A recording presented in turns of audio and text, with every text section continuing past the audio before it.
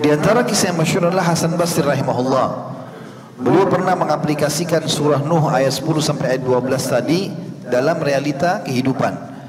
Pernah ada 3 orang yang datang kepada beliau. Yang pertama adalah orang yang sudah lama menikah tapi tidak punya anak. Kemudian yang kedua sudah lama berobat tapi tidak pernah sembuh penyakitnya. Yang ketiga sudah lama bekerja tidak pernah kaya-kaya.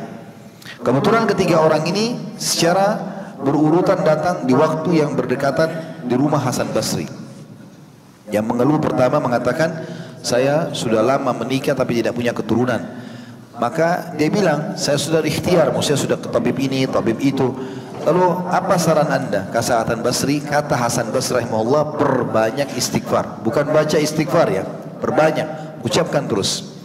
Maka orang itu pergi. Orang yang kedua masuk mengatakan, saya sudah lama ya berobat sana sini tidak pernah sembuh. Di perut saya ada penyakit, sudah sekian tahun. Kata Hasan Basri, perbanyak istighfar.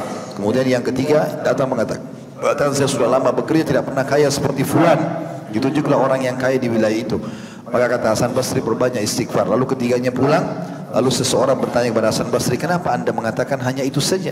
Mungkin yang satu tadi butuh tabib, yang satu butuh modal, butuh dibantu. Kata Hasan Basri rahimahullah, tidakkah kau mendengar firman Allah dalam surah Nuh tadi ayat 10 sampai ayat 12? Dan Nuh berkata kepada kaumnya, mohonlah ampun kepada Tuhanmu, sesungguhnya dia maha pengampun, niscaya dia akan menurunkan hujan yang lebat untuk kalian, dan juga memperbanyak harta juga anak-anak kalian, dan mengadakan untuk kalian kebun-kebun yang lebat, juga sungai-sungai yang banyak. Juga istighfar ini bisa menyembuhkan dari kemandulan. Ya tadi ini sama mirip dengan tadi Hasan Basri ya. Itu tapi kisah yang lain. Beranjak daripada firman Allah Subhanahu wa taala dalam surah Asy-Syura ayat 49 sampai 50. Jadi bagi yang belum dikaruniai anak, maka perbanyak istighfar. Karena ini memang poin berhubungan sekali dengan surah Asy-Syura ayat 49 sampai 50. Yang bunyinya a'udzubillahi minasyaitonirrajim, lillahi mulkus samawati wal ardi yakhluqu ma yasha yahabu liman yasha'u inatha wa yahabu liman yasha'u dhukur aw yuzawwijuhum dhukrana wa inatha wa yaj'alu man yasha'u aqima innahu alimun qadir. Kepunyaan Allah lah kerajaan langit dan bumi. Dia menciptakan apa yang dia kehendaki. Dia memberikan anak-anak perempuan kepada siapa yang dia kehendaki, dan memberikan anak laki-laki kepada siapa yang dia kehendaki. Atau dia menganugerahkan kedua jenis laki-laki dan perempuan kepada siapa yang dikehendakinya, dan dia menjadikan mandul siapa yang dia kehendaki. Sesungguhnya dia maha mengetahui lagi maha menguasai atau maha kuasa. Dalam sebuah hadis ya menjelaskan tentang tafsir surah Asy-Syura 49 sampai 50 ini, disebutkan bahwasanya Abu Hanifah menukil sebuah kisah dari Jabir bin Abdullah radhiyallahu anhu bahwa seorang laki-laki datang kepada Rasulullah SAW lalu mengatakan, wahai Rasulullah, aku tidak dikaruniai anak seorang pun dan aku tidak memiliki anak. Maka Nabi SAW mengatakan, fa'aina anta min kathratil istighfar wa kathratis sadaqati turzaqu bihima. Mana kamu dari berbanyak istighfar dan sedekah, karena keduanya akan mendatangkan rezeki anak ya untukmu. Juga laki-laki itu dalam hadis ini, dalam hadis yang disebutkan oleh Abu Hanifah dalam musnadnya, mengamalkan sedekah dan istighfar. Maka Jabir radhiyallahu anhu berkata, maka orang itu dikaruniai 9 orang anak laki-laki.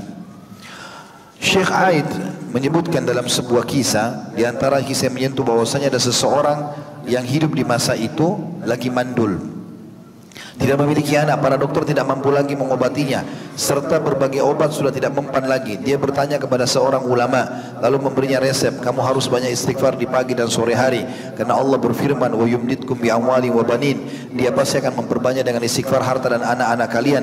Lalu orang itu memperbanyak istighfar dan melakukannya dengan rutin, maka Allah mengaruniakan keturunan yang saleh. Istighfar akan memberikan rezeki kalau diamalkan, bahkan bisa menyelesaikan banyak permasalahan. Di antaranya disebutkan dalam kisah, tentu saya nukil dari buku ini ya, yang ditulis oleh Hasan bin Ahmad bin Hasan Hammad atau Hammam. Dia menukil sebuah kisah bahwasanya seorang ikhwan pergi ke pasar untuk menjual dagangannya. Waktu itu pasar sesak dengan penjual dan pembeli. Ini berita gembira bagi para pedagang. Kalau dagangannya tidak laku, maka ini solusinya. Orang ini duduk di tempat yang telah disiapkan untuk jualan dan menjajakan dagangannya. Sementara itu ia duduk di dekatnya. Waktu berlalu lama tapi orang-orang tidak ada yang tertarik dengan barangnya. Orang-orang datang melihat kemudian pergi. Tidak ada yang menawar ataupun membeli sedikit pun. Dia sangat membutuhkan uang dan mau tidak mau harus menjual barangnya ini. Waktu sudah lama tapi tidak seorang pun mau membeli. Dia merasa sempit dan mulai berpikir apa yang harus dia lakukan. Seketika muncul di ingatannya dalam ingatannya sebuah hadis Nabi yang berbunyi, siapa yang memperbanyak istighfar, niscaya Allah akan menjadikan untuknya kelapangan dari setiap kesedihan dan jalan keluar dari setiap kesempitan, dan Allah memberikan rezeki dari arah tidak disangka-sangka. Maka dia pun mulai beristighfar dan beristighfar non-stop. Dia bercerita, demi Allah, tak kala saya memulai istighfar, orang-orang mulai datang kepadaku. Yang ini ingin membelinya, yang lain lagi ingin agar dia membelinya. Maka yang satu meninggikan harta atau harganya, yang satu meninggikan lebih banyak lagi. Sampai akhirnya mereka berebut dan habis daganganku. Alhamdulillah, saya pun pulang ke rumah membawa seluruh uang yang saya harapkan, dan kedua mata saya meneteskan air mata karena rezeki yang Allah berikan ini. Begitu juga dalam kisah yang lain dinukil bahwasanya seseorang pernah bertengkar suami istri dalam rumah tangganya. Maka kata orang ini, dia ceritanya seperti itu, dinukil dalam buku ini saya bacakan. Di suatu hari aku pulang ke rumah dalam keadaan letih dan penuh beban. Aku membuka pintu ketika tiba-tiba istri menunggu penuh dengan tanda marah dan emosi. Maksudnya istrinya marah dengan dia. Dia langsung menjelajahiku dan dengan berbagai pertanyaan, menanyakan beberapa pertanyaan. Saya tidak bisa menguasai diri lalu menghadapinya dengan emosi dan amarah yang sama. Malam sudah larut sementara debat dan masih terus berlanjut sampai menjelang subuh. Akhirnya istriku mengambil inisiatif meninggalkan rumah dan pergi ke rumah orang tuanya. Saya berusaha mengurungkan tekadnya tapi tidak berhasil. Dia masuk kamar kami, mempersiapkan tasnya lalu bergegas pergi. Saya meninggalkannya dan keluar dari rumah tanpa tahu kemana dia pergi atau tanpa tahu kemana harus pergi. Saya sangat emosional dan marah pada saat itu. Di samping rumahku terdapat sebuah masjid dan azan sebentar lagi dikumandangkan. Saya masuk masjid, berwudu dan sholat 2 rakaat. Ini waktu masih sholat tahajud karena subuh belum masuk.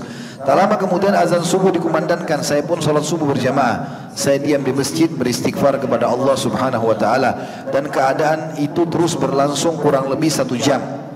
Lalu saya bangkit pulang ke rumah dan membuka pintu ketika tiba-tiba istriku duduk menungguku dengan senyum.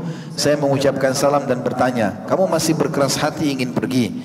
Maka dia berkata, tidak, saya menyesal atas apa yang telah saya perbuat.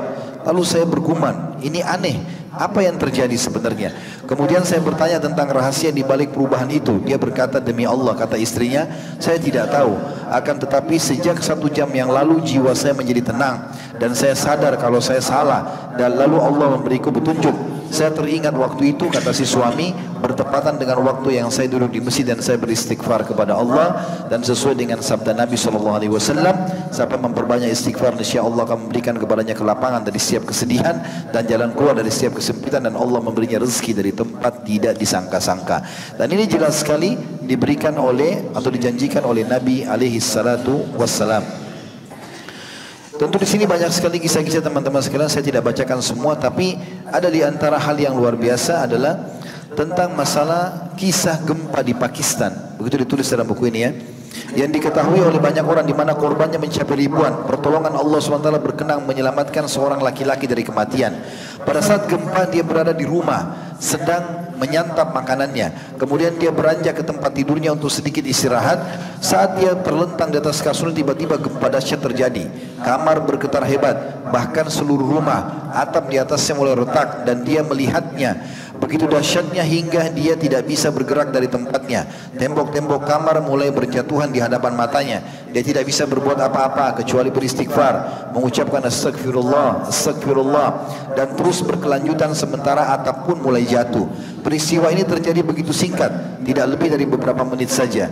Allah Azza wa Jalla berkehendak menyelamatkan orang ini. Dia menceritakan dirinya, atap yang terbuat dari tanah Khurasan yang tebal benar-benar jatuh. Akan tetapi alhamdulillah, runtuhannya jatuh di atas pojok ruangan kecuali tempat yang saya ada di sana. Saya bangkit dan segera keluar, lalu saya memuji Allah dan saya berkata, sungguh benar sabda Nabi SAW, barang siapa yang rutin beristighfar, maka niscaya Allah akan menjadikan untuknya kelapangan dari setiap kesedihan dan jalan keluar dari setiap kesempitan, dan Allah memberinya rezeki dari arah tidak disangka-sangka. Dan kalau kita mau menukil kisah, terlalu banyak, ribuan kisah berhubungan dengan masalah kisah istighfar ini. Intinya teman-teman sekalian, seringlah ucapkan istighfar diikuti dengan tulusan dalam hati, maka Allah SWT akan memberikan semua yang kita harapkan. Apa saja, sembuhnya penyakit, bertambahnya harta, bertambahnya keturunan, ya, terpecahkan semua permasalahan, bahkan keluar dari kesempitan dada ataupun masalah yang sedang dihadapi. Allahu a'lam.